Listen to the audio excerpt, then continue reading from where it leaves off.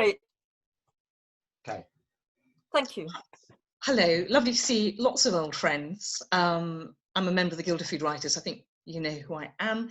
I did write a book some years ago called Great British Cheeses, which was the first fully illustrated guide to British cheeses. So a lot of cheesemongers used it as reference. And I love cheese. I think it's one of these foods that it's a fascinating food. Of all the foods I write about, cheese, I sort of fell in love with it. And I think, you know, actually doing this event, it just made me really happy because I've got, you know, a board of cheeses. We're going to be talking about cheese. This is like my idea of heaven. And I think one of the reasons we're here, you know, there was a serious reason why we're doing an event like this, is that this is a very, very tough time for our cheesemakers and for our cheesemongers. And it's something that I don't know if you know, but with the lockdown and the closure, the sort of enforced closure of hospitality, basically, it hit a lot of our food producers very hard, and it really hit cheesemakers incredibly hard. And I sort of started to realize it, you know, I was very aware with lockdown that things were happening, terrible things were happening, but I didn't know what they were because they weren't being reported. And I had a feeling that the world of cheese was doing badly, partly because I saw Andy from Courtyard Dairy just put a desperate post up saying, please help, you know, I've lost all my customers, and I promptly ordered a cheese box. And then I saw that Johnny from of Fen Farm Dairy was selling off his cheese half price, you know, some crazy price. And I thought, God, this is not good, you know. And so I researched, and I got on the phone basically, and I started talking to people, to Andy at Courtyard, to Dairy, to get a picture of what was happening, with the idea of writing a piece for my website to share on social media. It was a piece called The British Cheese Crisis. And it was actually incredibly emotional because I think there's something very powerful when you talk to people that normally talk to you for very sort of nice, sunny reasons. You know, I've talked to Graham Kirkham over the years, you know, about his wonderful Lancashire cheese. But to talk to Graham and hear in his voice the level of stress and anger and frustration and sort of fear that he was going through, you could literally hear it. It was quite extraordinary. So I wrote that piece, and I did actually have tears in my eyes. I'm still tearing up now thinking about it because it was very emotional. I wrote it to try and share this story, and the joy of writing it, because it was, you know, for myself, was that I think it's 3,000 words long, which I would never get to write anywhere in an article. But I wanted to put all this information, all these stories in, and bring it together. The story of the crisis, the loss of trade overnight, 70, 80, 90% loss, what the cheesemakers were doing, you know, with great energy, commendatory, and the cheesemongers, to try and get their cheeses out there, to try and sell them. You know, it was desperate. And I think what I would say today, I'm not going to go on for too long because I'm sure you all know it. And I know a lot of you bought cheese, which is wonderful, to support the cheesemakers. And actually the response to that article, which I shared online and hoped would get some traction, was just remarkable, you know. And it was shown, someone, the CEO of Booths, read it, and the next day he got on the phone to Graham Kirkham and said, what can we do? And Graham said, you know, buy more cheese, sell more cheese. And Booths, you know, very admirably and very promptly launched farmhouse cheese campaign, and they bought cheese from 10 cheesemakers.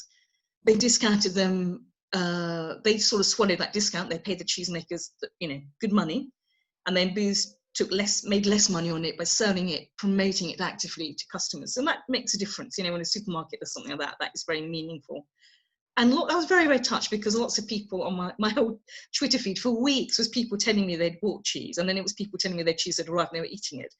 And I think, and I know from talking to the cheesemakers, this response just meant so much to them. The fact that people cared was really, really meaningful. And the one thing I'd say before we start moving on to the cheeses is that, you know, they're not out of the woods yet, because, you know, yes, restaurants have started to open up, you know, not very, very many, a lot of them are still closed. There are lots of logistics, lots of issues.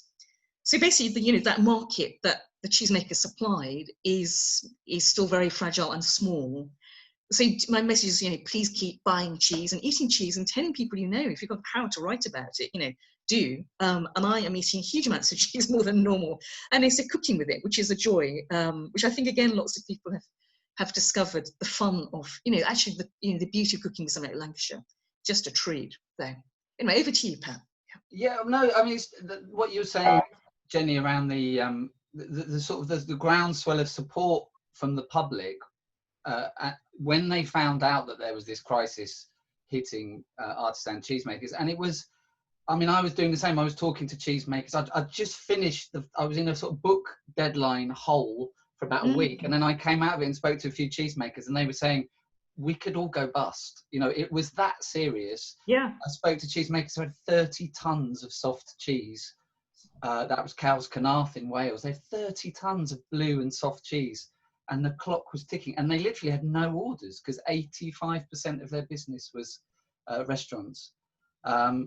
So it was a genuine, you know, we could have lost huge swathes of this artisan cheese industry, which has had this, as I'm sure everyone knows, had this amazing renaissance in Britain in the past sort of 30, 40 years. And we're now, you know, we're winning the World Cheese Awards on a regular basis because we're making some of the best cheese in the world.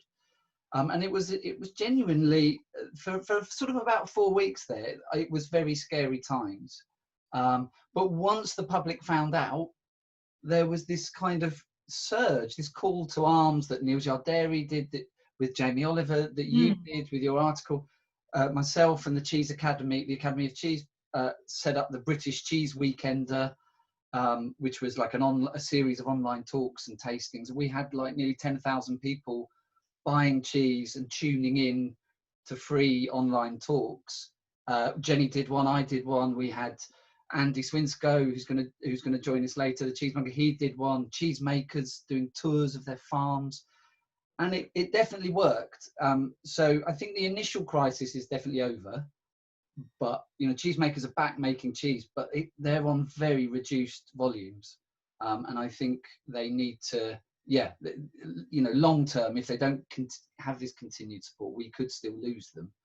I think that was one of the points that Graham made very powerfully, was that farms, you know, you can't shut a farm and turn off the light and go out there. You can with a restaurant. The farms have the bills all the time. Farms and the milk just keeps flowing. Does that? Absolutely, and they had to decide. Yeah, all the very milk production at that moment, and it was like, where do you put it? You know. Yeah. No, so it was just, you know, it's just very implacable. It was a regret. And of course, sadly, we did lose, you know, in this cheese, which is absolutely heartbreaking. That was a very, you know, that was a wonderful cheese that the makers, Joe and Amy Bennett, had worked so hard to improve over the years. They had just got it better and better and better by real hard work, working with Courtyard Dairy, getting feedback weekly, tweaking it, making a much more labour-intensive method than it had been decades before. And they've gone, and that was just too traumatic for them, because they were, So that's sad. That is a massive loss. That was a cheese that, you know, has a history of about 30 years that we've now lost. The good news is on that one, Jenny, is that Joe sold the herd of goats to Martin. We've got one of his cheeses tonight, who's best known for sheep. Martin got a Holker farm up in Cumbria, so he's bought the goats, and he's best known for St James, which we've got on the board tonight.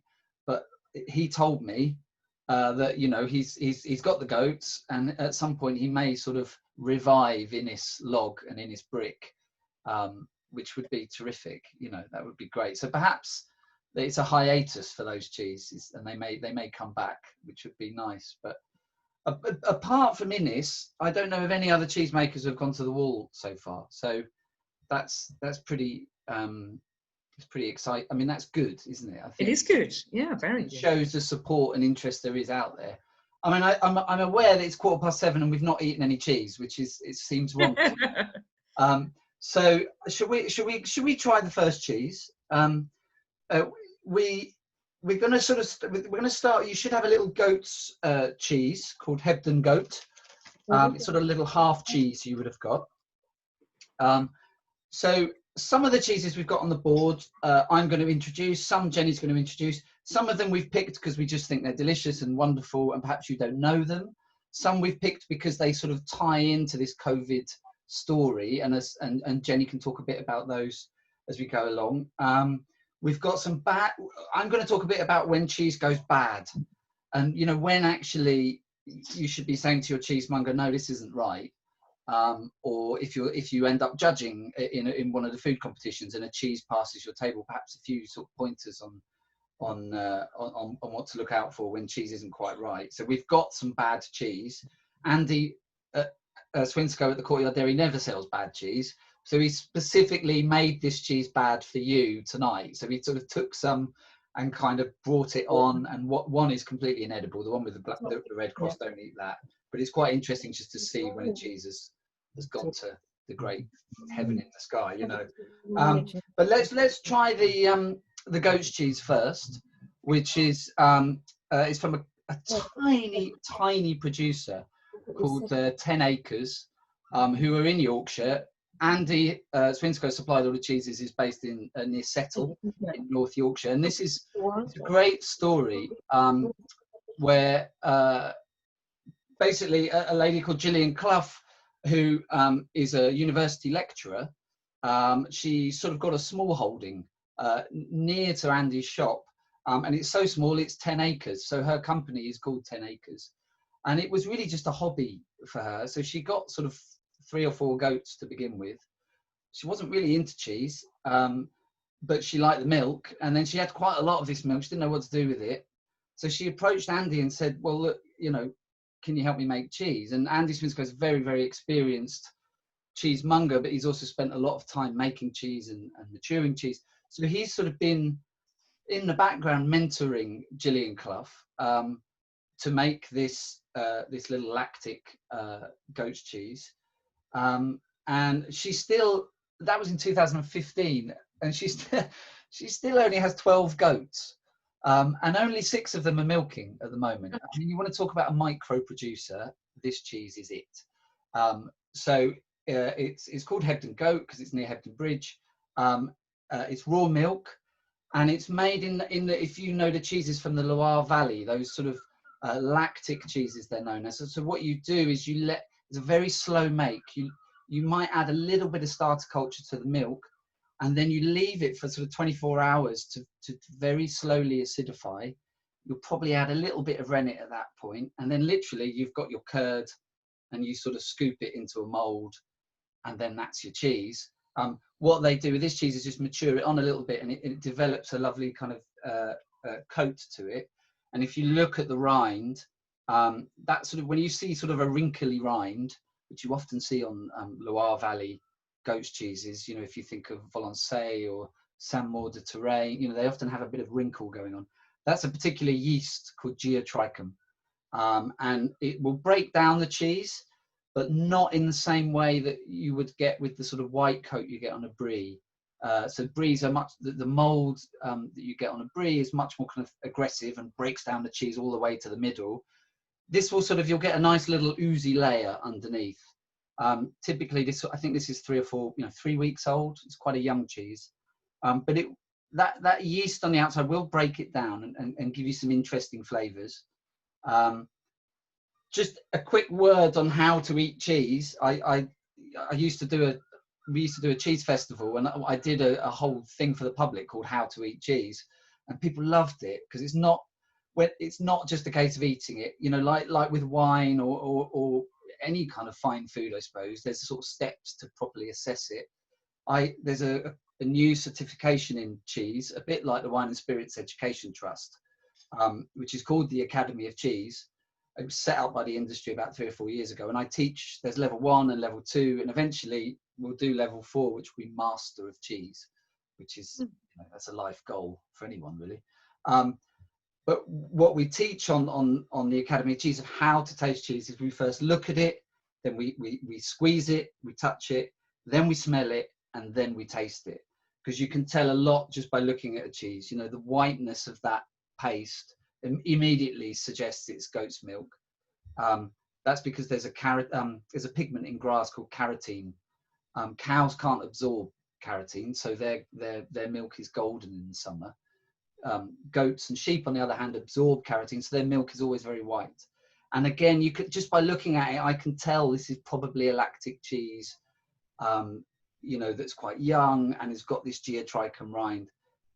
Squeeze it. Texture is important in cheese. So, you know, when I'm sort of judging at the World Cheese Awards or doing work with the Academy of Cheese, you know, we'll really look at kind of texture. You know, we'll use words like moussey or fluffy for these kind of cheeses in the core, but then underneath the breakdown, that sort of gooey layer underneath the rind, which we would call the breakdown.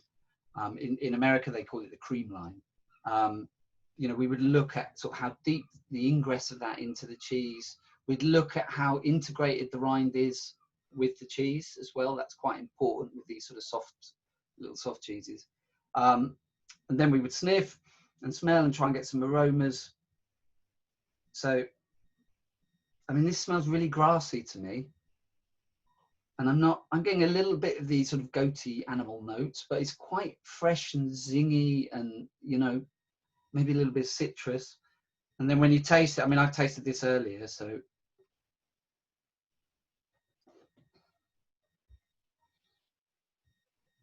It's got lovely salting, actually. I think it's got a nice level of salt on there. But it's much richer in when you're tasting it than when you smell it. So I think some of those grassy notes come through, a little bit more of that sort of earthiness that you sort of associate with goat's milk cheeses. But it's still really clean and fresh, really nice acidity. And that's just it's just a terrific cheese. The beauty of Andy working with 10 Acres and Gillian is he sort of helped them develop this amazing raw milk, small scale cheese. And then he sells it all, because she makes so little that, I mean, basically I think 95% of production goes through Andy's shop. Just to give you an idea of how little milk you get from a goat. They have Anglo-Nubian goats, which are like the Jersey cow of the goat world. They produce very rich, creamy milk. They're the goats with the sort of floppy ears, absolutely beautiful animals. Her best goats, and she's only got 6 that she's milking, her best goat produces 4 litres of milk a day, which will make about 4 cheeses. And she's only got 6 of them. So she's only making 20 of these little cheeses, 24 of these little cheeses a day. A cow will give you 30 litres of milk a day if you're really pushing them, sometimes even more than that. You know, so, you know, 4 litres from one animal compared to 35 litres from another. You can see why goat's milk cheeses, and particularly sheep's milk cheeses, the same sort of thing, tend to be a bit more expensive. I love it. Must buy. I'm just looking at some of the chats, some of the questions in the chat. Balanced acidity and creaminess. I love it. Must buy a couple of these to add to my cheese bowl. Someone's tasting it. Jane Milton is tasting it with Hattingley Valley English Sparkling and an IPA for comparison. Yeah, sparkling wine works really well with these sort of cheeses. In the Loire Valley, you would have a Sauvignon Blanc. Is the classic, you know, that really pungent, you know, gooseberry. Cat's pee on a gooseberry bush is how it's, you know, Sauvignon Blanc's often described. But that acidity works beautifully with these creamy cheeses. It sort of cuts through. And actually, I went on holiday to Loire Valley a couple of years ago, and we drank a lot of sparkling Vouvray as well, which was delicious. So quite honeyed, still with acidity, but the bubbles really sort of help refresh the palate, and then you're ready for a bit more cheese. So, but yeah, wheat beers are really nice with these sort of goat's cheeses, I find. Like the wit beers from Belgium, which have kind of coriander and sort of coriander notes, and sort of they put lemon peel in and stuff as well, which gives it a kind of zippiness that works quite well. We'll have to find out what everyone's favourite cheese was at the end, I think, Jenny, don't you think? Yeah, definitely. I think it's going to be hard to choose, I think. Yeah, it was delicious. So. Do you want to, what are we going to do next, Jenny? Because we've swapped it around, haven't we? So we're going to do should we do a bit of Kirkham's? Right. So now we're going to move to Kirkham's, Lancashire. I'm going to hold up a piece. It's a very pale, hard cheese. And I say hard, which is really interesting, but actually it's got this extraordinary crumbly texture, so you can break it with your fingers, which is one of the characteristics of a good Kirkham. And this is a very, have you all got that? Right. So I'll tell you a little bit about this cheese first before we eat it, or you can start eating it as well. But I wanted to actually talk about the story, because this is we're now on the Kirkham's, Lancashire, for anyone who hasn't followed that, which is this cheese, the paler of the hard cheeses that we've got. So this is a very famous cheese in the world of British cheese, because This is Graham Kirkham's Lancashire. This is the last raw milk farmhouse Lancashire cheese being made in the world. So that really makes it, I always think of Graham Kirkham as a bit like the giant panda of the cheese world. And that's a family business. It was his grandmother and his mother, who was a very famous cheesemaker, made it, and then he learnt from them. It's, I mean, what's really interesting is that Lancashire cheese is made very commercially, but Graham's farmhouse version, which is made in, you know, as I said, in the way that the generations of the family have made it, and that's how he learnt. He learnt from watching his gran and his mum. You know, it's knowledge that's passed on within the family by hand. It's very labour intensive to make. And when you talk to Graham, he would say, you know, we make it that way because that's the way you make it. You know, so that literally this is this tradition that's been which has been maintained. One of the fascinating things about Kirkham's Lancashire is it's made with 2 days curd. So it's curd from 2 different days. So if he makes on a Saturday, he makes with curd from Thursday and curd from Friday.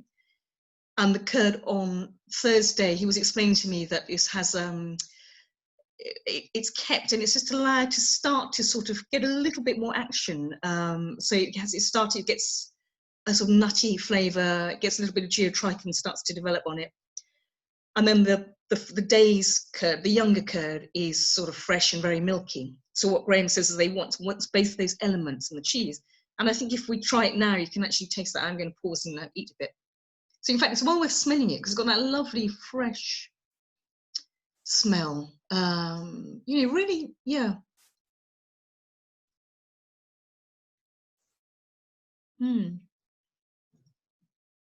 Such a beautiful cheese. It's got that very particular texture to it, where it's sort of, you know, it's crumbly and yet soft and yielding and melts in your mouth. Yeah, a buttery aroma, absolutely. Yeah, it's very much, it sounds silly to say, but it really reminds me of a dairy. Every time I eat Graham's Kirkham, you feel the dairiness, you feel the milk in it. And he's using his own milk, so it's a raw milk cheese from his own cows. Graham was one of the cheesemakers I spoke to for that piece. He was very, very forthright about the horrors of what had happened. You know, he was telling me that normally he would sell, pre-crisis, he would sell 120 to 130 cheeses a week. The first week of the lockdown, he sold 9. And he said he just stood there in his dairy and just thought, how do I support a farm, a dairy, my family, my employees on 9 cheeses? You know, this is not, it was a disaster. But his story, it struck a chord. I mean, it is a great cheese. And then he also talked about the making. So again, it's very interesting hearing when you hear a farmhouse cheesemaker talk about how they make the cheese. You know, it's just so much more work than it would be if it was mass produced. So there are lots of mass produced versions of Lancashire, and they're made very, very quickly by adding a lot of starchy culture to the milk, and it's a very hot and speedy process. And what that starter culture does is it dries out the milk. It drives the moisture out from the curd, so you can make a cheese with a dry Lancashire very quickly. Whereas for Graham, he adds a very small amount of culture to his cheese when he makes it. So he was telling me he uses 300 to 400 ml of starter culture to 2,000 to 3,000 litres of milk. So it's fractional, you know. He says it's just a cup, and that means, therefore, that takes time for the sort of the curdling to happen, and it takes time for the moisture. It means that those curds are very moist, basically. So part of the work in making a Lancashire cheese. So Graham was telling me that his Lancashire cheese making day would start at 6 a.m. and end at 5 p.m. So it's an 11-hour day, not working solidly over the time, but that's the time period it takes. And in the afternoon, there's a very intensive stage where they break the curd down manually by hand. It's all done by hand. It's done 3 times a day. They work the curd. It's an interesting balance, because he often used the word gentle when he was talking to me about handling it gently, hand ladling it, doing these cutting by hand. But they have to, the reason that it's worked broken down 3 times is to get rid of the moisture. And that's to do with the fact that he's used a very small amount of starter culture, which therefore means that this curd is moister. You know, it's so much moist, and he has got to get rid of that moisture in order to make the cheese properly and successfully. So it's just, it's a very beautiful, interesting cheese. I'm interested in people talking about bitterness, because I've never thought that with a Lancashire. So I'm just going to try a bit and think about it. What do you think, Pat? No, there's a lovely sort of tang to Lancashire, so it has good Tang, acidity. It has good acidity. I wouldn't say bitter. That's not the word I would No, use. what I get, the question I always get asked is, well, the two questions I always get asked is, when do you eat the rind? Which I always say, give it a go, and if you don't like it, don't eat it. Except Gorgonzola, don't eat the rind of Gorgonzola. It's the only cheese where they specifically tell you not to eat the rind of Gorgonzola for food safety reasons. And the other question is, what's your favourite cheese? And Kirkham's Lancashire is my favourite cheese.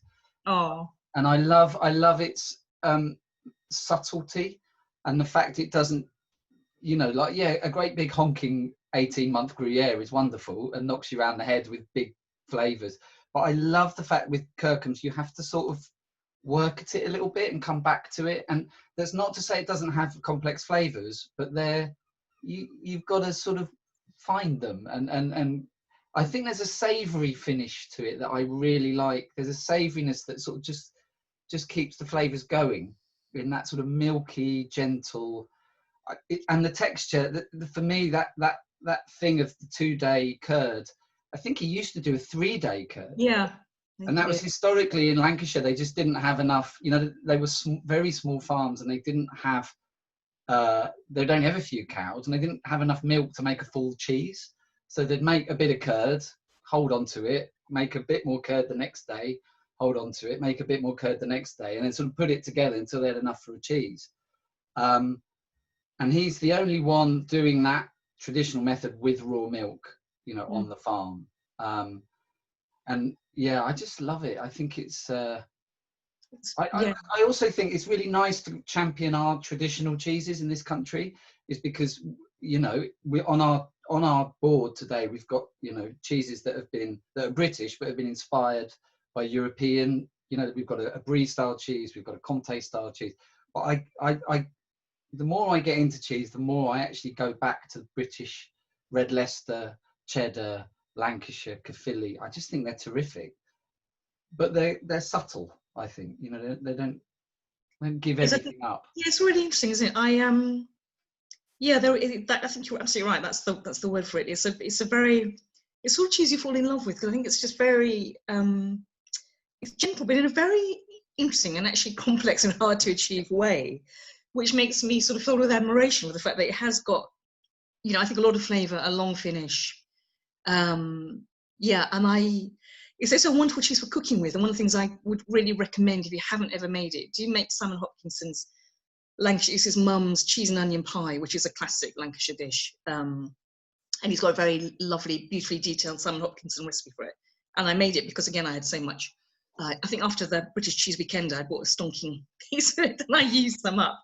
And that pie was absolutely heavenly. That texture, when he gets a good one, Graham calls it his fluffy monster. Oh, I've got a fluffy monster here. You know, when the texture's really that amazing sort of light, fluffy texture, where you can almost see the different curds that haven't quite knitted together.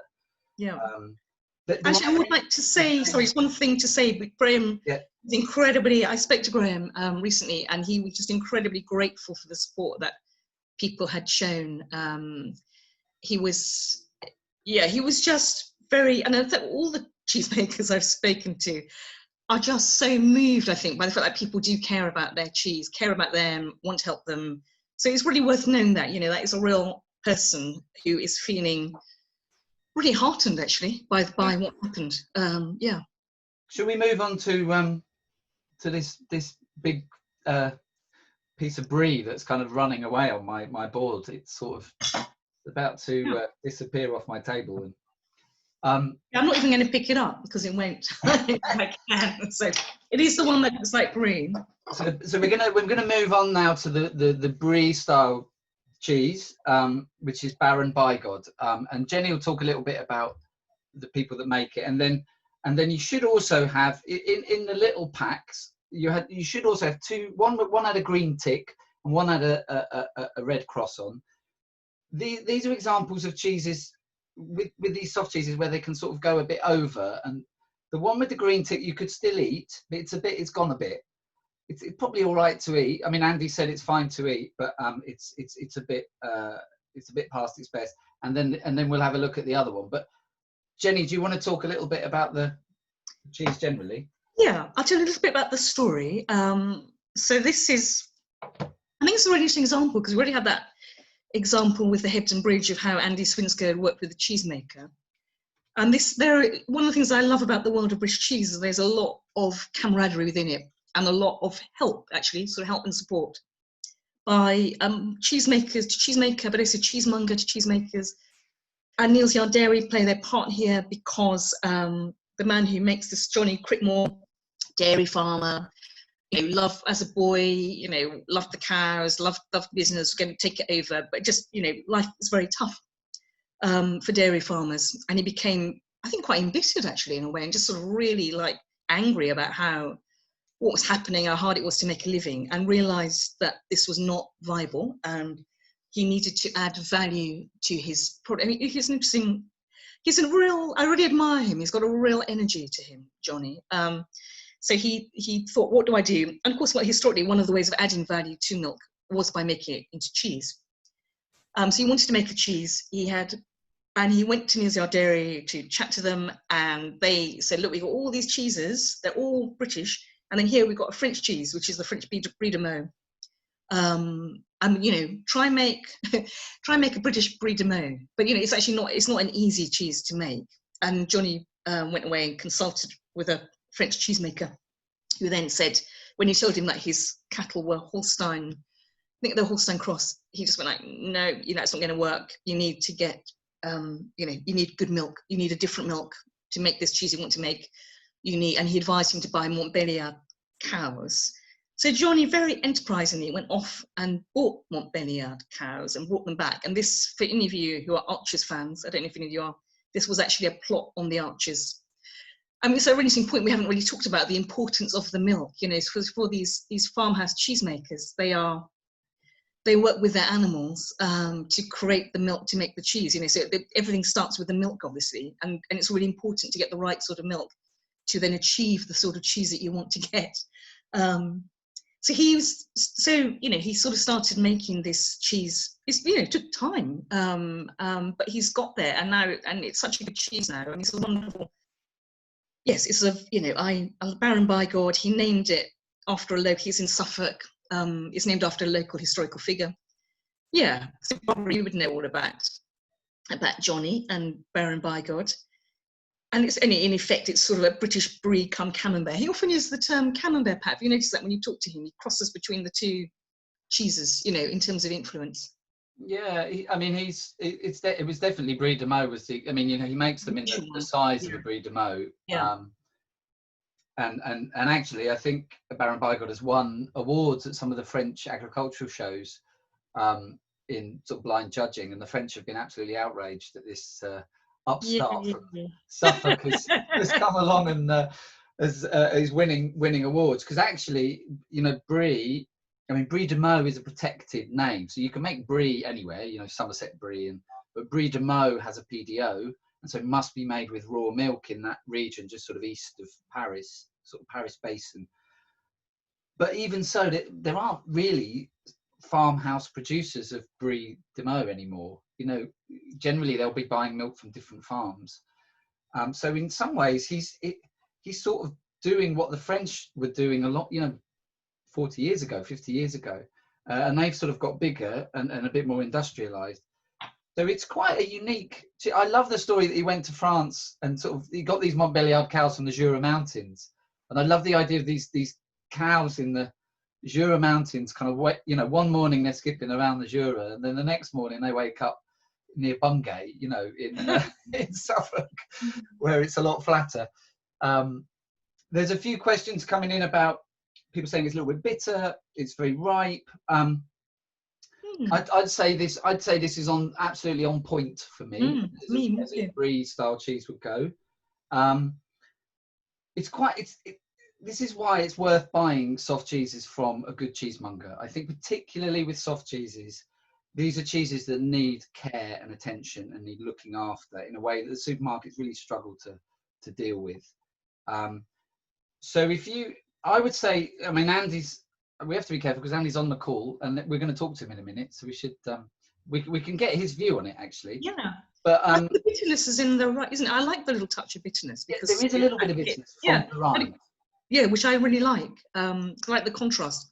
I think that's what, when you have a, brie can be so many really dull bries, aren't they? And then when you have a really good one, you're like, oh yeah. I mean, I know this is not a brie, but it is. I mean, it is basically made to a brie de meaux, in a very similar way to brie de meaux.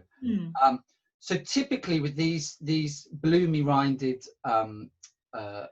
white rinded cheeses, what's happening is essentially a bit like with the goat's cheese, where you had geotrichum, which is a kind of yeast. It's a yeast that kind of acts like a mold. What you've got on the outside of these white cheeses is a mold, a type of fungus called Penicillium camemberti or candidum. It's the same thing, and these are maturing from the outside in, as you can see. So actually, mine's still got just a slightly sort of chalky centre. This little slice here, but eventually that'll go all the way through. And as these cheeses mature, you get typically sort of brassica notes. So cabbagey. Is that what you mean? Cabbage, Brussels sprouts, cauliflower. You get mushroom, garlic, truffle. All of that sort of foresty floor stuff going on. And that's essentially, the mold is breaking down the pH, is changing the pH, and as the kind of cheese sort of breaks down, it releases all these flavor volatiles, which so when you get a really ripe brie, you know about it. I would say the one Andy sent is really good. It's just on the money for me. I love it. In a week's time, it would probably be gone too far. And he sent the tiny piece that people have with the green tick on is sort of that cheese. I think the one with the green cheese, if you smell it around the rind, you should pick up more ammonia on the rind.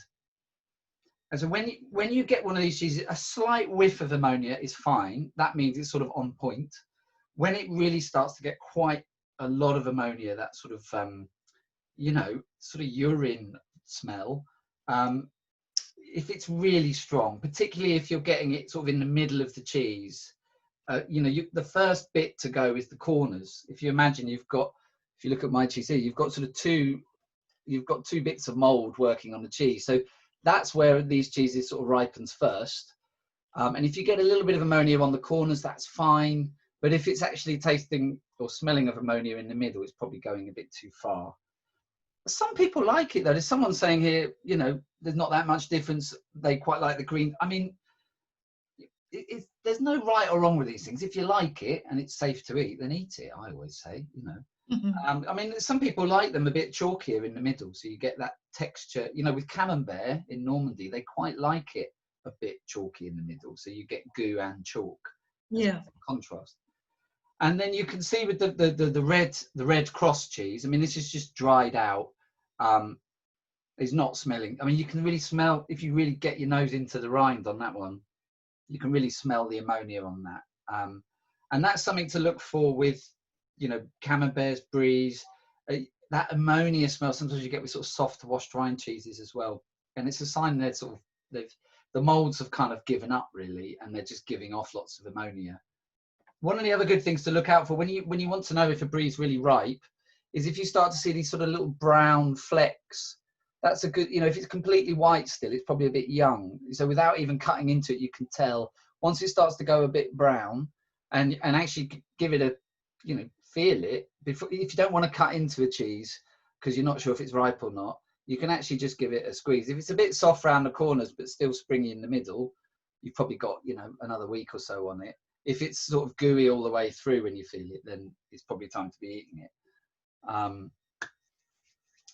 I mean, I think cheese. Well, should we call Andy in? Yeah. And let's hear what the real expert has to say on this. Where is he? You're sitting in a rather marvellous armchair when I last looked. I'm going to unmute you, Andy. Or can you? I'm here. I'm here. Hello, Andy. Hi, Andy. Oh, thank you very much for having me. I really appreciate it. Well, no, Andy. First of all, before we get going, thank you so much for organising all this amazing cheese to be delivered everywhere from Yeah. Fife to Bristol to, I'm in Brighton. You know, Yeah. excellent. Really, thank you so much. It's No, thank really you. good of you. Where do you stand on the whole brie scenario then? Yeah, I mean, it's difficult. So, I mean, what's really interesting is, I know some of you have been down to Johnny's, is if you ever get a chance, and I can send you a copy of it actually, he tastes every single batch that goes out. And he will look for it's like a really interesting chart.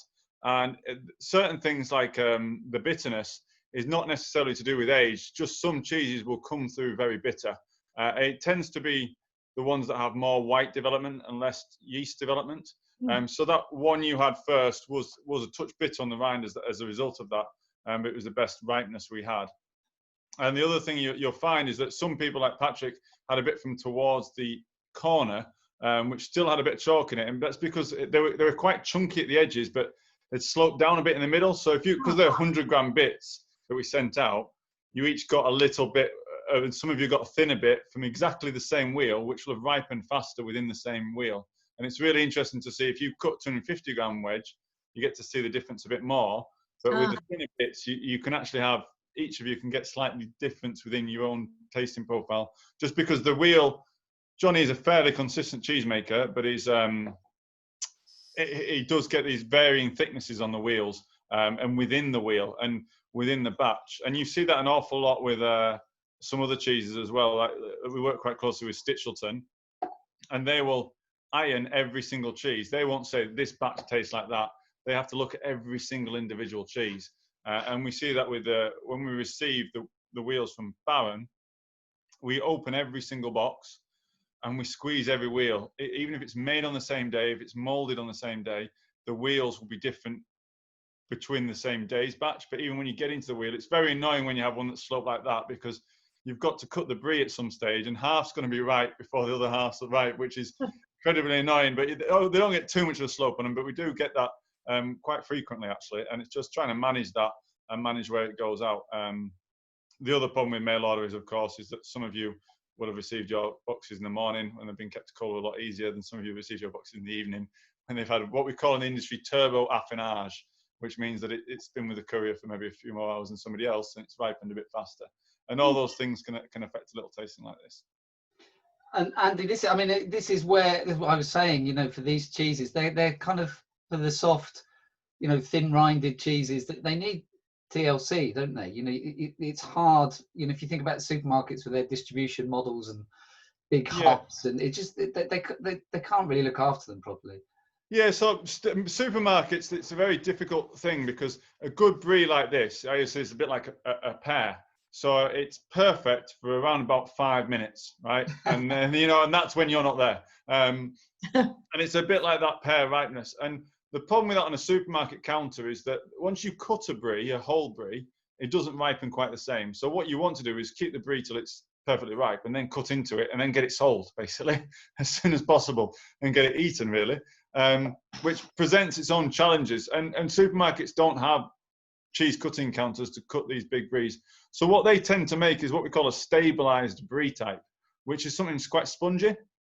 And what it means is that it always looks ripe, and it always is kind of ripe, but it's got much more of a gummier texture, and it allows them to have a shelf-stable brie. And because of that, you get a slightly more gummier texture, but you don't get the same contrast between a chalky core that then will break down to go ripe, and when it is ripe, it needs consuming. So that's why, I mean, if you're going to buy from a supermarket, I always think that camemberts are actually better to buy than brie, because they're an individual unit and they ripen within an individual box, and you can hit it at the right point. Whereas a cut of brie, the way that the supermarkets have had to get around their shelf life and display problem is they've had to make a slightly different recipe, which is spongier in texture. So it looks like it's ripe, but it's never going to have that ripeness that a true brie should have. And that's something that, as a cheesemonger, we try and manage. But even then, it's challenging, and it's been very challenging over the last few months. And I'm not going to go on too many tangents, because I have a real tendency to do that. Like the bries that we had a month ago were ripening very slowly, and that is because Johnny was putting the same amount of curd in the molds to drain, but because the cows had their feed had changed as they'd gone outdoors, the yield was up. So even though he was putting the same amount of curd in the molds, he was getting a 4 kilogram brie, and we normally get 3 kilogram brie. So by being an extra 20% deeper means that it ripened pretty much 20% slower, and it drained at a different rate. And that's because of actually the feed of his milk. And he corrected that problem within 2 or 3 days. He started to put less curd in the mold. But there was 2 or 3 days when we had thick breeze, well, probably about a week actually, when we had a really thick breeze, which ripened slower. And then if you're just buying and buying and buying, and that causes problems, all of a sudden I get a lot of brie comes in that's ripening slowly, and customers still want it. So as a cheesemonger, a good cheesemonger, you kind of have to try and turn customers away at that stage and say, no, don't go for the brie, because it's not ripe at the moment. Even if you want brie, you shouldn't go for it. You should go for something else. And that's what a good cheesemonger would do.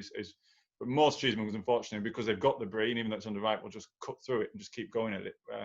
But that's hopefully the difference, really. Can I ask you, Andy, in terms of looking after cheese, which Patrick pointed out and which is so important, what are the cheeses that you enjoy looking, as a cheesemonger? Have you got a sort of, is there a challenge, is it like the skill of like, yeah, I've got my brie, would it be a brie cheese that would be a real skill to get right? Yeah, I mean, it's something, it's the one of the reasons I'm a cheesemonger rather than a cheesemaker is that I love the diversity in cheese. And you look at the best cheese that we are eating here tonight, and they only make one cheese, and that's why they get it right, because it's hard to make really good brie. And so Johnny concentrates on just making brie. And the other famous cheesemakers, the Montgomerys, just really make cheddar. And so it's kind of, the reason I like it is the diversity. And each cheese reacts differently. And what's really interesting is how they will come in at different times of the season, but also kind of how you can look after them and change them. So we do a thing where we do experiments with our staff where we buy the same cheese and we mature it in 2 different ways. And that's a really nice thing as a cheesemonger, because you can see very visually the difference in one cheese being matured in 2 very different ways and then sold at the same age. And it becomes a very different thing. It still has the same characteristics, but in taste and texture, but you can really alter the fine bits of it, which is, I find really interesting. So I don't really have a favorite cheese to mature. It kind of varies. The hard cheese is a bit like cruise ships. So any changes you make are incremental, and they take a long time to see, if this makes sense. Yeah. Whereas soft cheeses are nice because you can make a change and you see it straight away, So I wondered if when you went to a cheese shop, if you would think, I'll try this because that's a good test of skill, but would it be, but it sounds like it's quite a varied. Yeah, I mean, I think a good cheesemonger will tell you not to buy something.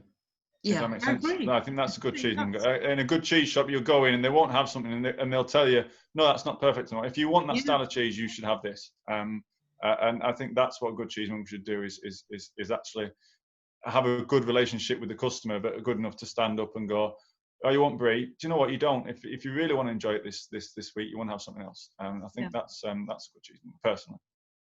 Andy, let's move on to the next cheese, shall we? Yes. While we've got you, I mean, you work very closely with the producer of this cheese, with the cheddar as well, don't you? So do you want to, so for everyone who's, we're now moving on to the Summerfield. I'll put it in the chat. And it's like the Summerfield Alpine. Is that, I've seen it as Summerfield. Is it Summerfield Alpine? Well, yeah, we can never really decide, and we can never decide whether it's Summer Space Field or Summerfield, all one word either. Yeah. So, to be honest with you, I used to work at Summerfields when I was about 15. So. But so tell us a little bit about this, because this is essentially, takes its inspiration from those mountain cheeses, like, well, I think is it Bergkäse actually that he. Yeah, so this is actually based on a cheese called Bergkäse. So it's Summerfield. I've got a whole one here because you look at. That's what the whole cheese, and that's I think the date because he carves the date into his cheeses, and it's about that size, which is a traditional Bergkäse size. So this is from a really interesting community in the North Yorkshire moors, and we always say if we make the joke, if you don't like this cheese, you're going to hell, really, because it's made in Yorkshire, which is very important. B, it's made with a very traditional breed of cow, so I'm not going to lecture you too much on cow breeds, but if you want to make the very best quality of cheese, it starts on the farm level. So you can make good cheese from average milk, but if you want to go that level above, it starts with literally your soil health and goes up from there, really. So they are a very small traditional breed of cow called Northern Shorthorns, or Dairy Shorthorns, which give a rich milk.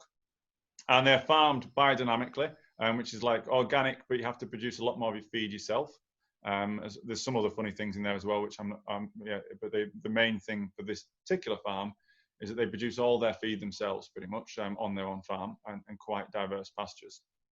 They have 46 of them, and they are actually a Camphill community. So I don't know if any of you know about Camphill communities, but this is a non-for-profit community that's designed to provide employment and a reason for adults with learning disabilities to work. So people like Asperger's and autism and things like that. There's about 25 of them in the UK, and 2 of them commercially sell cheese. This one near Whitby that you're tasting, and one in Scotland called Loch Arthur, which some of you may know. They make great cheese. Yeah, they make great cheese as well, and it's so they're designed to provide employment for adults with learning disabilities, really, because they find that people with things like Asperger's and autism who may struggle with social interaction are great with the repetition of farming and great with the repetition of cheese making, and it is quite a monotonous kind of day of routine, and so they work for it. This particular cheese is called Summerfield, as Patrick pointed out. It's only made in the summer months, so this is from last June, and it comes about really because in that community they have a lot of German volunteers, because their methodology of working is a Steiner methodology. And Alistair, who grew up in that community, fell in love with a German lady. She dragged him back to Germany, and over there in the mountains of Germany, they taught him to make Bergkäse. Now, Bergkäse is an Alpine recipe of cheese, so things that you may know like Comté, Gruyère, Beaufort, Abondance, even Fontina to some regard. The methodology of producing those cheeses is actually quite similar, and that's why they all have those sweet nuttiness to them. But the variances then are amplified by the different sides of the mountains and slight tweaks. And you get the same with Bergkäse, which is a German mountain cheese, and that's what Alistair learned how to make in Germany for several years. And then he moved with his wife back to the community in North Yorkshire and started to make this cheese, which is a version of Bergkäse, over in North Yorkshire. So it's basically, we often say it's similar to Comté and Gruyère because people are less familiar with the cheese Bergkäse, if that makes sense. They're more familiar with those. But that's what it's based on. It's based on a German mountain cheese. German mountain cheese slightly different to Comté and Gruyère in that they retain all the fat in the milk. So Comté and Gruyère work with skimmed milk. What you get from that is a smoother texture and a cheese that can age a lot longer. So you'll find that already at a year, this cheese, it starts to get a little bit of pokiness to it, which I quite like. It offsets the sweetness. And that's because they leave all the fat in the milk. And the reason the Comté and Gruyère producers take that fat out is that they can age their cheese longer, because the fat is the bit that gives you that fatty acid sharpness. And this cheese wouldn't push out much more than maybe another 3 or 4 months. And whereas if it was Comté with skimmed milk, you could push out another 12, 15 months. Andy, I was going to say this style of cheese, the Alpine-style cheese,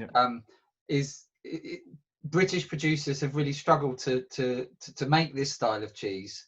Yes. And that's to do with the feed, isn't it? In terms of, in the Jura and in the Alps, the Swiss Alps, it's very strict, the rules around what they feed the cattle, isn't it? So it's only hay, absolutely no silage. And we struggle with that, don't we? You're quite right, Patrick. I mean, you cannot, technologically wise, for people who say you can make everything everywhere, we can make everything in the UK, it's very hard to make certain things. If you buy, sweet corn, but if you buy British-made sweet corn, you have to use an awful lot of fertilizers and pesticides to make it. And the same with what we call Alpine-style cheeses.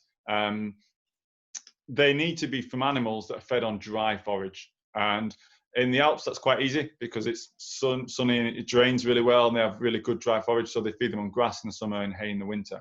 And it's illegal to make Gruyère and Comté from animals that have been fed silage, A, because of quality, but B, because it actually makes the cheese very hard to make. It has lots of defects with it.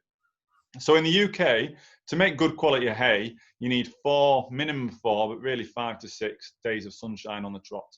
Not 1 day here and 1 day there. You need 4 to 5 days next to each other to make good quality hay, and that happens so rarely in the UK that we often are feeding our animals quite wet grass or silage, which are great products for feeding animals, but they don't allow you to produce this style of cheese because you will get these defects and problems.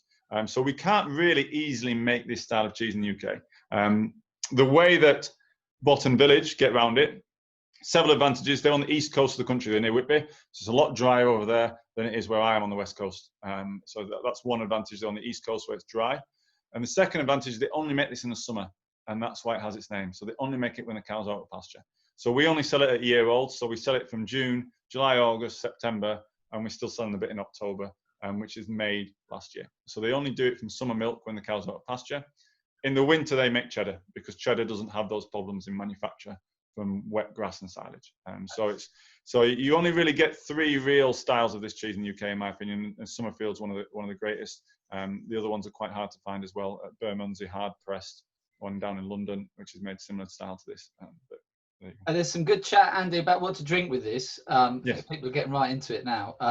So we've got Tawny ports being which I can see that nuttiness, particularly of a tawny, would work really nicely, bring out the kind of certainly with things like, I've done a lot of work with Conte and over the years, and we did a great tasting where we just did beer with Conte, and we found that some of those sort of stronger Belgian beers that had body, you know, that were sort of up at sort of 8-9%, and sort of tropical fruit flavors, you know, a lot of them have almost like sort of pineapple-y notes and stuff. Yeah. With an aged Conte, they work really well. They kind of matched up to it. I could see that working with this as well, because it's got a bit of, you know, bite. Yeah, it's got a bit of strength. You need. Can I just ask you're right. something, Andy? Are you the only cheesemonger who sells this cheese then? Pretty much, we take on 90% of their production, so it pretty much stays within North Yorkshire. A little bit, we sent a little bit down to Cheese Bar in London occasionally, but it stays within the region pretty much. Not for reasons that we're actually quite a small business ourselves, but they don't produce very much, and what they do produce, the main remit of a camper community is to feed the community. So they have 130 residents. So a lot of their cheese stays within the community, and it's only the surplus which is sold on. So the surplus is sold on to us, and there's a few others in their little area around Whitby. You'll find it around Helmsley. I think that's so interesting. You know, the idea of it struck me when I wrote my book Great British Cheeses. I was privileged to try cheeses that have been sent all over the country, and there were cheeses I never would have got access to in London, a lot of them. You can imagine that, Andy, because, you know, they were made and sold, you know, locally. And it's why it's so interesting and worth, if you're traveling around and find, you know, to go to a good cheesemonger, because in that, where you are, because that cheesemonger will have his own relationships and with cheesemakers and his own taste, and also his own, you know, local suppliers. So it just makes it very rich. That's why cheese is such a fascinating thing, I think. Yeah, definitely. Andy, just in terms of how I mean, we've talked a bit about how it's COVID affected cheesemakers. Yep. In terms of retailers, we were chatting about this the other week. It's sort of, it depends where you were in the country, you know, for cheesemongers, because some of the sort of city-based cheesemongers did quite well in staying open, and you know, they had a lot of people on their doorstep and have done really well. But for yourself, how's it affected you? Corona. I mean, I can categorically say with my hand on my heart that we wouldn't be here if it wasn't for mail order. It's that simple. And even then, based on our existing mail order business, we would have really struggled. We were lucky that we supply a lot of very good restaurants in the north of England who sent out newsletters to their databases and said, look, you've got to support this guy. And we got a lot of good publicity from people like Jenny as well. And yourself, Patrick, and that enabled our mail order business to kind of triple overnight. But our existing mail order business was about 15% of our business. We lost all of our cafe business, all of our restaurant wholesale business, and our retail business was dramatically affected, mainly because our Monday to Thursday customer is of a certain age who still haven't come back, actually, if I'm honest with you. They're still not, you know, so our Monday to Thursday, because we're not in a city centre where, they're not generalising, but where young professionals go out at lunchtime and buy a bit. And we are an out-of-town location, and we rely on Monday to Thursday customers of a certain age. And our weekend customer was younger, but they were generally people from Leeds and Manchester who would come up to the Dales for a walk, and we'd have a regular custom, but they stopped moving about.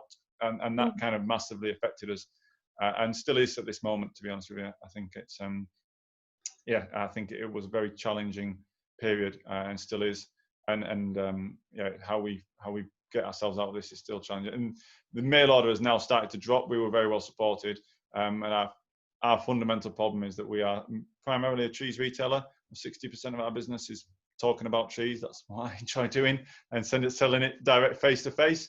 And even now we can only serve 2 customers in our shop where we normally do 4 at a time, you know. So even if we're busy, we can't hit the we were hitting, you know, because just those reasons. But you know, if you'd have asked me 4 months ago, would I be in the position now when it first hit, would you take the position I'm in now? I'd have bit your hand off, you know, because the first 3 weeks were that bad that if you'd have said it'd been like this 4 months later, I would have leaped for joy. So I'm actually very pleased at where we are, because you know we're in a lot better position than I thought it would be.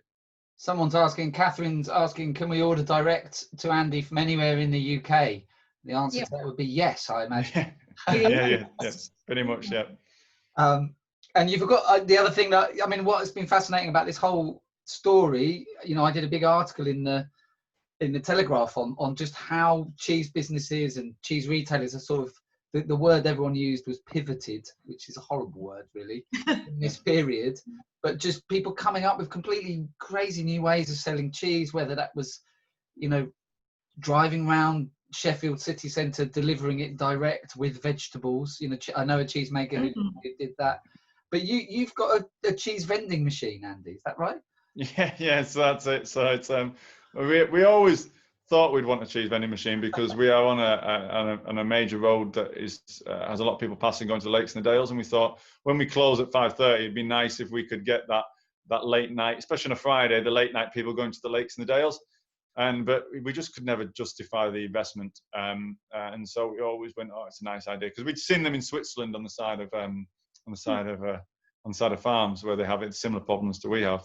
But when Corona hit, we were like, well, we have a problem with our queue, because people have to queue outdoors, and we have a problem with some of our customers are busy but still want to buy cheese from us, and they just want to pop in. And we thought, well, maybe the cheese vendor will enable us to kind of take the pressure off the queue.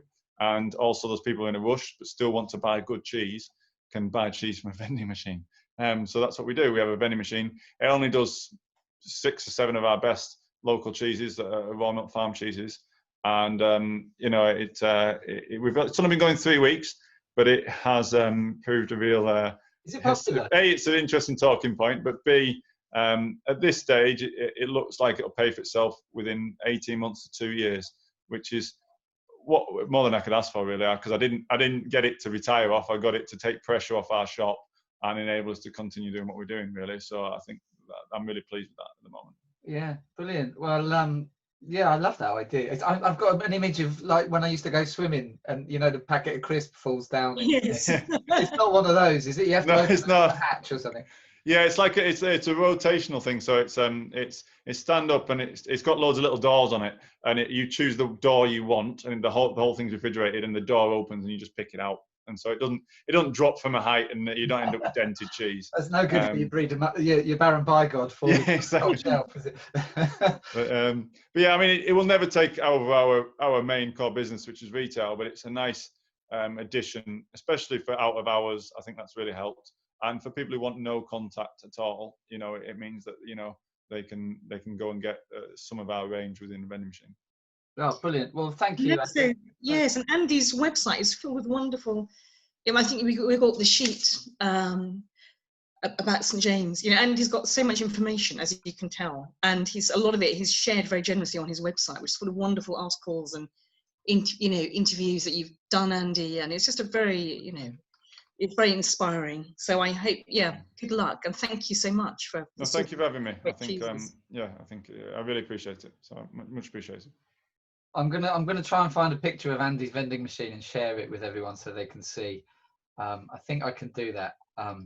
Should we move on to the next cheese? I've just seen the time. We've been chatting away. Thanks, Andy, for all your words of wisdom. And the wonderful cheese. Jenny, do you want to introduce the next cheese? Right. Well, this is I know this is one of a cheese that Andy thinks very highly of. It's called St. James. It's a very interesting and unusual cheese made by, I think, a very interesting, unusual cheesemaker called Martin Gott in Cumbria.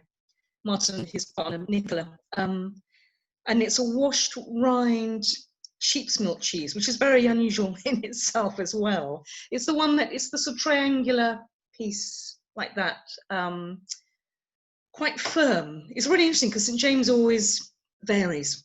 I think. I saw a little bit about the story about how it came about, how it was made. Martin wanted to learn about cheese making. He's from a sort of farming family. His father was Peter Gott, which some of you may well know, who was Silfield Farm, wonderful, makes wonderful sort of red pork and delicious pork products. Martin got fascinated by cheese, went and worked with Graham Kirkham, which is actually relevant to the story, and made Lancashire, but then also went to work with a very famous cheesemaker called Mary Holbrook. He and Nicola looked after her livestock while they started making cheese from sheep's milk cheese. And the backstory to St James, slightly complicated, but there was a very famous cheesemaker and cheesemonger called James Aldrich. He was very seminal in sort of creating the British cheese renaissance 30, 40 years ago. He was one of the figures along with Patrick Rance. And he struggled to sell Kirkham's Lancashire in his shop because his customers wanted a French cheese. So because he had such good relationships with the Kirkhams, he took their little baby Kirkhams, that was like a £3 cheese, and it was pressed for him, and then he cut it in half, and he basically washed it with brine. So he made it into a sort of British washed rind cheese, which he called Brother David, and his customers lapped it up because it was just much more exotic and interesting than Lancashire, which they didn't want. This is back in the 70s. And Martin knew that story, and when he needed to make a cheese very quickly, he was making little soft, very perishable cheeses, but he wasn't selling enough of them, and he needed a cheese vehicle. He said he didn't have enough time. But he just remembered this story, and he had worked at Graham's South East. So he took the curd and treated it in a different way. Basically, you then turn that into this wash around cheese. It's very Martin, I think. I mean, I'm sure Pat will back me up on this. He's a very experimental, interesting sort of guy. And then Randall from Courtyard Dairy said that cheese he'd been making, which he was made as a side thought and was just sort of playing around with. He said, it's so good, we're going to stock it in the shop, but we need a name. What should we call it? And Martin thought, I would like to call it St James, in tribute to James Aldrich, who'd been this very seminal figure. So it's a beautiful story, I think, actually, about a really interesting cheese. And I'm going to try a bit of the cheese. What do people think of it? What do you think of it, Pat? I love it. It changes a lot, actually. It does. Yeah. Really when I get it, it's always a bit different. I mean, Martin's another real tiny producer, you know, and I've had quite interesting conversations with Martin about this, you know, artisan cheese and farmhouse cheese is all sort of lumped together as artisan cheese. Well, actually, there's quite a big divide between a cheesemaker like Martin or Gillian, you know, the first cheese, the Hebden Goat, who are so tiny and are making, you know, maybe 5 tons a year, 6 tons a year. And yet they're all sort of put into the same basket with someone like, I don't know, Westcombe or Gomerys, who are doing well over 100 tons a year. But they're all sort of seen as artisan cheesemakers. And he was saying that there should almost be another name for this tiny micro producer level where he's at, you know. Yeah. And I think what's interesting about this cheese as well, and Martin's brilliant to interview, Jenny, isn't he? Because he's like a walking quote. Like every sentence, you're like, oh, that's genius. And he's opinionated, and he's not shy of sharing them. Absolutely. He's very funny. And he's very sort of charismatic, and he's young. He's only sort of in his 30s, I think. And he's very characterful as a person. He makes a very characterful cheese, which is real maverick, odd and interesting cheese, isn't it? It comes out, you know. Yeah, and so it is slightly different. And I think that again is the sort of a few questions about this and Andy touched on it as well, is what the, you know, how feed and seasonality affects cheese. It affects it massively when you're using raw milk on this small scale. And I think we should set this in context of the crisis, because he stopped making the St James because he saw it was coming. He saw it quite early on, and he made it into he still had his milk, and unfortunately, of course, spring was actually the time when, you know, the milk yield from his sheep was increasing. And he made a hard cheese called Crockville, which is actually really delicious. Which is it was an experiment. That's what it's been so tough. And he just started making St James again, and we're very lucky to have some, actually, because I think basically he's now to stock it again, because he just sort of said it's really hard, we don't want to be left. If there's another lockdown, I can't be left with lots of a very perishable cheese that will not keep well, you know, he just can't afford it physically. So all the cheesemakers are making this terrible balancing act. We're still carrying on, where they're trying to, they're trying to guess what the future's going to be, and that's really difficult. And they're trying to choose what they, so he's putting some of his milk into hard cheese, some into St. James, which has got a shorter life as a washed rind cheese. But we are lucky to have it to try, I think, because he literally is now out of stock of it again. The reason he could suddenly switch to making a hard cheese, and he's bought the goats from Innis and is now working with goat's milk cheese, is because he's just a brilliant cheesemaker. So he actually technically understands what's happening, with the milk in the vat, and so he can make other cheeses because he's not just following a recipe. He's a sort of technically very, very accomplished cheesemaker. One of the things he's a real thinker, that's right, and he really thinks, he's very interested, he noticed a lot, and he's learned a lot over there. He's gone on a journey basically of learning about cheese making in from makers like Graham Kirkham, from Mary Holbrook, who was a very influential and famous cheesemaker. But he brings his own knowledge too, and his own ideas and thoughts, doesn't he? So with the goat's milk that he's now got, he's making a hard cheese. He's just launching a new hard goat's milk cheese, which he's going to, he bought Mary Holbrook's old vat, and he's managed to get hold of her old cheese making vat, and has got these wonderful goats from Innis, and is now making a hard goat's milk cheese called Holbrook, which he's just launching. He hopes it will be ready in September, October. He's sort of seeing how it goes. Oh, okay. It's very exciting that there's going to be these, it's one of the things, again, it's a tribute to the cheesemakers, I think, to their ingenuity and their hard work, that they haven't rolled over at all. Just, they're making new interesting cheeses. There are new hard cheeses coming onto the market. And I think, and it is wonderful, even though it was very sad that the Bennets felt they could no longer carry on making cheese. But it's wonderful, of all the places they could have gone to, the fact that these goats have gone to Martin, and that Martin is going to make, a hard goat's cheese called Holbrook, is using the vat that Mary Holbrook made a cheese in. It's a really lovely, lovely story. It's great, isn't it? So I'm trying to, as we're talking, Jenny, I'm trying to look up the sheep breed. I think they're Lacoon, which are the same. Lacoon, yeah. It is, which is, because someone's asked the question, which is the same breed that's used for Roquefort. And they're quite hard. One of the things, I know we're pretty running out of time a bit, but in terms of working with sheep's milk, because now I was talking to Martin about working with goat's milk and sheep's, the two different milks, and he said, look, goat's is much more like cows, but it's sort of more watery actually, basically, but it behaves very much like cow's milk does. And he was saying, things about sheep's milk, it's so rich in protein, and apparently there's a cheesemaker's joke that, with cow's milk and goat's milk, you add the rennet. With sheep's milk, you just show the sheep's milk, the bottle of rennet, and it coagulates, because it's just so packed with protein. It's just going to go, and it's just going to give you a good yield again from his milk, despite the small quantities. He gets a lot of cheese for his milk, doesn't he? The fat content in sheep's milk is sort of twice the fat content you would get with cows and goats. So you're talking about animals that don't give you much milk. Sheep are at the bottom of the rung. I mean, they give you nothing, basically. You're lucky if you get a couple of litres out of them. But what you do get is you sort of get twice as much cheese out of it as you would, exactly. The yields are much better. But and that's why sheep's milk cheeses often have that sort of richness, and I always think there's a sweetness to sheep's milk cheese that I love. They're some of my favourites, actually. But I think it has challenges. I think sheep often, they're quite hard to farm as well. I think they can be a bit temperamental and, get sick, and, it's not, he's up in Cumbria as well. It's such a kind of remote part of the world where him and his wife live.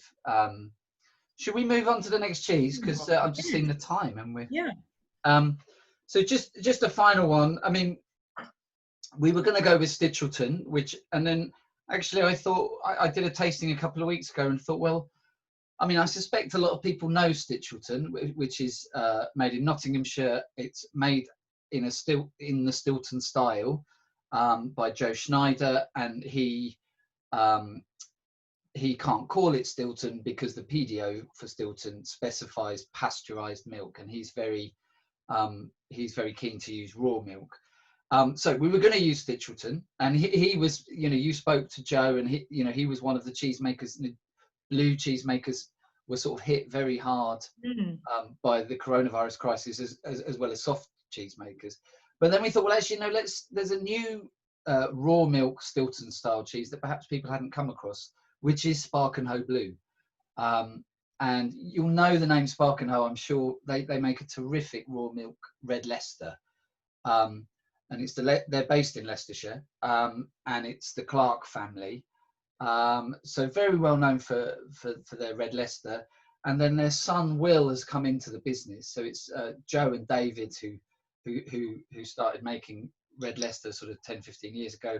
And then their son has joined the business, which is great to see the new generation of sort of younger cheesemakers coming through.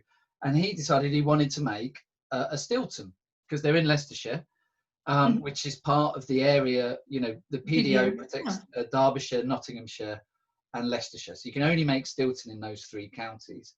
And so they set themselves up to make Stilton. They actually bought a pasteurizer because they thought, no, we want to make Stilton. We want to join the 6 other dairies that make it. Yeah.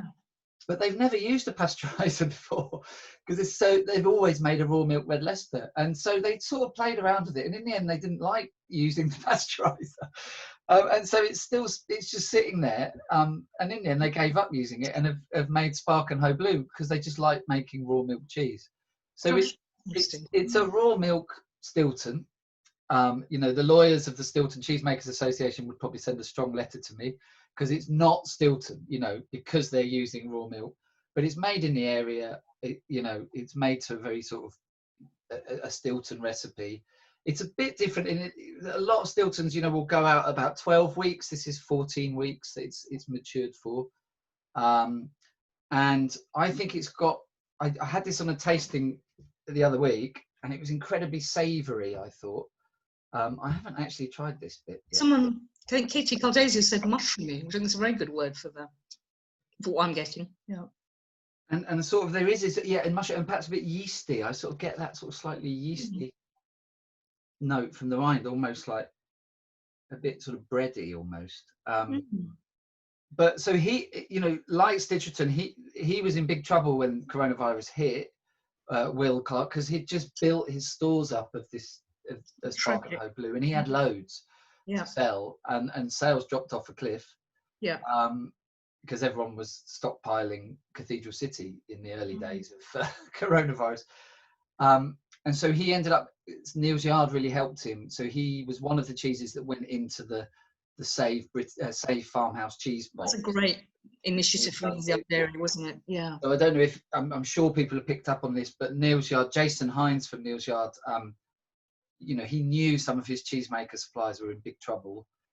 And he was like, what can we do to help them? And he knew someone who knew Jamie Oliver, or he knew Jamie Oliver, dropped him an email, sent him, or phoned him and said, look, can you help us out? And then Jamie Oliver did these amazing sort of Instagram, or 4-minute Instagram videos where he talked through a cheese board. And then Neil's Yard did a box with 3 of the cheeses featured by Jamie Oliver. And it just shows the power of the celebrity chef, or the power of Jamie Oliver anyway. When he said, buy this box, 3,000 people the next day bought the box. I mean, it was just incredible. So that helped, particularly with Spark and Hoe Blue, that really helped clear his full maturing room. And I think it's terrific. You know, it's quite a new cheese. I've only been making it a couple of years. And, you know, often it takes a few years, 3-4 years, to go through all the different seasons, you know, a few times to sort of get a cheese on its feet. But he's obviously a very talented young cheesemaker. It helps when your family have been making Spark and Hoe red Leicester for however many years. But did he go and talk to the Stilton makers? Did he work with them at all to get insight? I think because I interviewed them when they launched it, and they were all set to Stilton apply, you know, and say, but they were just trialing it, and then they said, well, actually, they just didn't get on with the pasteurizer, which I think. Yeah, it's quite telling, isn't it? I mean, you know, they bought it. So, but I think that's a really good one. I mean, in terms of what to drink with that, I mean, you know, port is a classic match, obviously, but I have a lot of fun with porter and stout with blue cheese. Is a kind of it's a fail-safe combination. It works every time because you have that sort of sweetness in the beer that sort of contrasts with the saltiness of the blue. A bit like, you know, Sauternes and Roquefort is a real classic match. Yeah. Sort of sweet and blue cheese is a real good one. I did an event recently where we matched this Sparkenhope Blue with a Madeira, a tawny, a Boal Madeira, which is quite sweet and raisiny and Christmas cakey. It was knockout. It was really, really good. So I think that's we should open up the questions, I think. Yeah. I mean, if people want to put a question in the chat box, and then I could come to you directly. There was a question actually from Giancarlo Caldesi, I think earlier, about raw milk. Let me just see if I can just bear with me, caller. You could play some pipe music in the background. Some music. Yeah. I can't find it. Well, you're unmute and ask her. Yeah. I'll try and unmute people if people want to chip in, or if you. Oh, we've got some questions coming in. Look, here we go. It's Katie Caldesi. I was asking. Oh, it's Katie. Sorry. Yeah. About raw milk cheese. I wonder if should we bring Andy back in on that? I think he's. Yeah, he's only still there. Yeah. Look, he thought he'd finished for the day. Look, Andy. Yes. People always ask about this, pasteurized and raw milk, and what's the difference, and does it make a big difference, and is it a watchword for quality when you have raw milk? And gut health. That's people always ask me about gut health. I mean, there's so many different answers to it. Unfortunately, I think I specialise mainly in raw milk cheeses, and I believe that if they're made properly, they have the potential for better flavour. But it is that is it. Is the potential, and I compare it to buying the best quality steak in the world. You've still got to cook it, if that makes sense. Yep. And when you pasteurize milk, you do kill the microbes, but actually you still leave in a lot of the nature of the milk, or the fats and the proteins, even though they will change. So some of the best cheeses in the UK are made with pasteurized milk. However, if you are a good cheesemaker and you have good milk and you have a good farm, making with raw milk means you can potentially even further amplify it, if that makes sense, because what happens with raw milk is you leave in the microbes that are natural to your farm. It is a more difficult thing to do. I am an advocate of raw milk cheeses. I'm not an advocate of mass production of raw milk cheeses. I'm not an advocate of raw milk being widely available in supermarkets. To make a good quality raw milk cheese is difficult, and it happens on the farm. You have to have that quality of animal husbandry to make sure your milk is perfect. And it is easier to do on the continent. That's why the continent, because their land is drier and they have more sunshine. When you talk about raw milk, people are often worried about things. I'm not going to cover it because people like to cover things like listeria, and that's the main worry. And listeria is an earth-growing bacteria, and it mainly comes from the earth.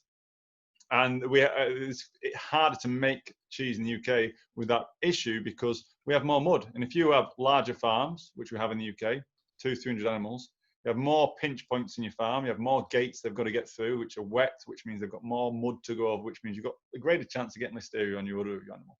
Whereas in France, when they have two or three cows and dry pasture and only one gate to get 2 or 3 cows through, they have a much lower risk. So to make raw milk, I'm going off on a tangent, I appreciate that, but to make raw milk is difficult. But if you can make it well, you can leave in good bacteria to your farm, which will mean you get a flavour completely unique to your farm. And the classic example is St. James that Patrick, we've tasted tonight. I've eaten St. James for a long, long time, and it's always been raw milk. And it is always different. It's soft, it's oozy, it collapses, it's firm, it's chalky. But you close your eyes and it's always St. James. It's always a reflection of that farm. And that's down to his milk. And that is one of the great things about raw milk cheese is actually you can't easily scale it up. You need to be the farmer in control of the milk, and you have the potential to make better flavour. But it's not the be all and end all, to put the caveat on.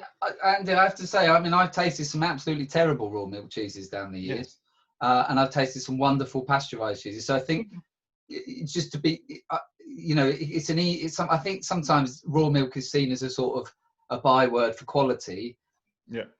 I mean, there's so many other factors. You're right. It's the skill of the cheesemaker, isn't it? I mean, you think of Courtyard Dairy, which is, you know, it's a wonderful cheese, you know, and that's and that is a pasteurized. One of the things I remember Randolph Hudson asking me, he was like, oh, Jenny, right, try this, try the Stilton, which he was in development, and try the Coulson Bassett Stilton. Tell me which one you prefer. And I knew he wanted me to say Stilton. I was like, I prefer Stilton. He was like, okay, go in, try, get some on the counter, take it home, and then email me.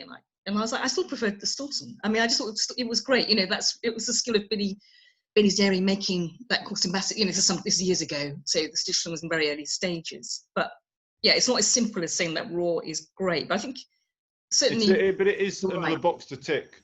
So if you can get it right, you know, and sorry to interrupt you, Jenny, but if you can get it right, it's one of those many things that, you know, it's another, if you can get that right as well, then it adds another, potentially another depth of flavour.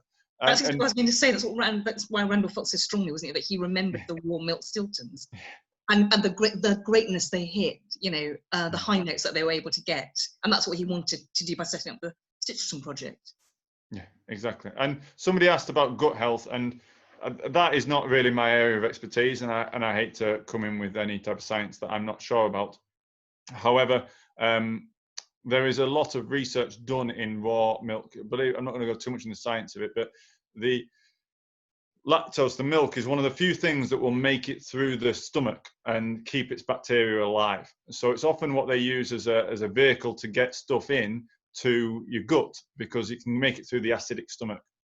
And one of the things about raw milk and raw milk cheese is that they believe that it could potentially help populate the bacteria of your gut. And they are doing a lot of experimenting with raw milk more than raw milk cheese, if I'm honest, in the University of London, on trying to find ways of repopulating children. I believe you have to speak to Martin Gottmore about this, but they've worked quite closely with him. Children who've been on a severe course of antibiotics, and that has wiped out everything in their gut. Yeah. Trying to get some of that natural flora back. And one of the things they are looking at as part of this is quite in depth, is raw milk itself. And if you can get diverse raw milk into the gut, then it can help repopulate it. So there isn't that much science on it. Unfortunately, raw milk is very fragmented, but they are looking at methods of working with raw milk. So it isn't, I always think raw milk isn't just about the quality of cheese. It's actually, to make good quality raw milk is a method of farming. And if you're, it's very easy just to pasteurize and make dirtier milk because you pasteurize. You know, if that makes sense. But to make raw milk, you need to be on the top of your game. You know, I think all the cheeses we tried tonight were raw milk cheeses. I think I'm right in saying that. Is that right? Yeah. And actually, all the cheesemakers, when you talk to them, you know, they're very proud of their milk because, as you're saying, Andy, it's, you know, there was attached to using raw milk. And they say they make with great care and cleanliness and pride, and that's the side of the husbandry side of farmhouse cheese making. You know, it's just so much work. It's unbelievable, isn't it? You know, we just trot into a shop and I just go, all the expertise in the cheese world, you know, from the maker to the cheesemonger, and then I just turn up and go like, oh, that's nice. That's don't like that. Yeah, I'll buy this. And you think, God, you know, actually, just so much slog has gone into what I buy so cheerfully. There's. I mean, I did an article earlier in the year looking at the pressures on raw milk cheesemakers around the world. So not just in the UK, but in France and in the US. In the US, they have quite strict rules around. There's a 60-day rule, so you can't have a cheese, a raw milk cheese under 60 days. Maturity. So it rules out things like Brie de Meaux and Camembert de Normandy. You can't actually, they're illegal in the US. And it was really interesting talking to, you know, the pressures that raw milk cheesemakers are under from their EHOs and sort of government legislation, but also sort of being undermined by much bigger dairy companies, you know, multinationals who are very into pasteurized milk. It you know, it works for them when they're buying lots of milk from lots of farms. You know, it helps them to just sort of standardize everything and just make a mass-produced product. But what that means is that increasingly, even in countries like France, you know, cheesemakers are giving up raw milk, and are being prosecuted. Isn't it? And it's a sort of there's sort of a network of pressures on top of raw milk cheesemakers everywhere in the world, and we're losing them actually. The UK is probably in some ways, you know, there is pressure from EHOs in some areas for cheesemakers to pasteurize, but actually certainly the Food Standards Agency in England Scotland's a separate standard. Scotland is a completely different body and is far less open to raw milk. Yeah. But in England, there has been some quite interesting work with the Specialist Cheesemakers Association, who have set up something called a primary authority with Cornwall Council. So the SCA works very closely with the environmental health officers at Cornwall Council on the kind of specifics of using raw milk artisan cheese production. So if you've got an EHO in Yorkshire who's coming in and saying to you, you shouldn't be using raw milk, the Specialist Cheesemakers Association member can say, well, speak to your counterpart in Cornwall, and they've been properly trained and they really understand raw milk cheese. And so there is a dialogue going on in England between the authorities and cheesemakers, which is positive. Sorry, I went off on a tangent there. I just said, I think, someone said in Scotland they want to put a skull and crossbones on raw milk, and that's true. I mean, you can't buy raw milk from the farm in Scotland, but you can in England. I mean, liquid milk is completely banned in Scotland, and that's a historical thing, which is interesting. Why the Scottish are so suspicious of raw milk in general. Any other questions? I don't know, Jenny, have you seen any coming through on the? No, I've just seen some. No. So just some thanks to you, Patrick, and yeah. Oh, and to you, Jenny. It's been great fun. It's been brilliant, and thank you particularly to Andy. Brilliant, Andy. Shall I tell you what? Shall I try and share a picture of Andy's vending machine before we go? Yeah, do. I think I can. Here we go. Now let me see if this works. Can we see that? I can't see the vending. Oh yeah. Can we see Andy's vending machine there? Yeah, we can. Are you selling ice cream or something as well, Andy? Are you? What's going on there? Yeah, we've got one of them right next to it. So we have a cheese vending machine, and then one of the girls who works for me as a dairy farmer makes her own ice cream 2 miles away. So we have that right next to it. So Sweet. We have ice cream and a cheese vending machine. And there was a question just now I just saw where Martin Gott's new cheese will be available. I don't know yet, but I'm guessing that Martin will be selling it through cheesemakers like Courtyard Dairy and Neal's Yard Dairy, who are among the. Yeah, we sampled it last night. I went to Martin's last night and we sampled the first ever batch he made.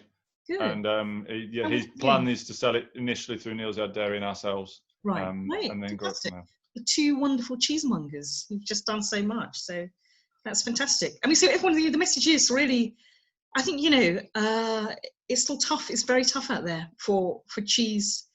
We need our cheesemongers. We need people like Andy. You can hear how much knowledge and care and dedication he puts into selling his cheese and taking care of it. And, it's a two-way thing. The cheesemongers need the cheesemakers and the cheesemakers need the cheesemongers. So the message is, let's get everyone to try and buy. I get quite evangelistic about it. And I must say, I'm picking all my friends out again. Buy some cheese, support them because they need it. This is ongoing. That's weird thing, isn't it? Then you have a dramatic crisis and it gets a lot of attention, and the situation it's got a bit better, but it's still not better. It's not much better. It's a bit better than it was, as Andy made clear. We still need the support. It's not as glamorous and sexy as it was, X weeks ago, but the issues are still there. So please just keep buying lots of cheese and eating lots of it. Brilliant. I'll just hand over back to Sylvia. I think she just wanted to say to tie things up. Go for it, Sylvia. You're. Hi. Yeah. Am I there? Right. Great. Yeah.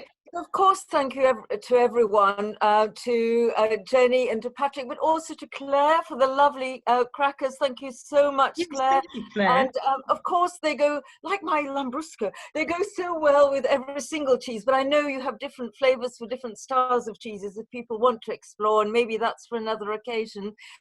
Andy, thank you. Golly, so much information. I also have one small message, which is that I had very variable experiences with cheesemongers during lockdown, some great, some not so great, actually disastrous. So I think in many ways it's the same message. So get to know your local artisan, craftsperson, cheesemonger as much as everyone. And you might have different preferences, as I do, perhaps. I like my cheeses less ripe and so on. And then just express what you want. Be guided by them first. and then see what you like, and then they will find what you want. And that is so important, to not give in to the homogeneity everywhere. But I mean, you all know that, really. This has been such a revelation. Thank you to everyone for participating. Thank you to our speakers for immense generosity of their time and expertise, and Andy for the brilliant cheeses. So thank you, everyone, indeed. Thank Thank you. you. Thank you.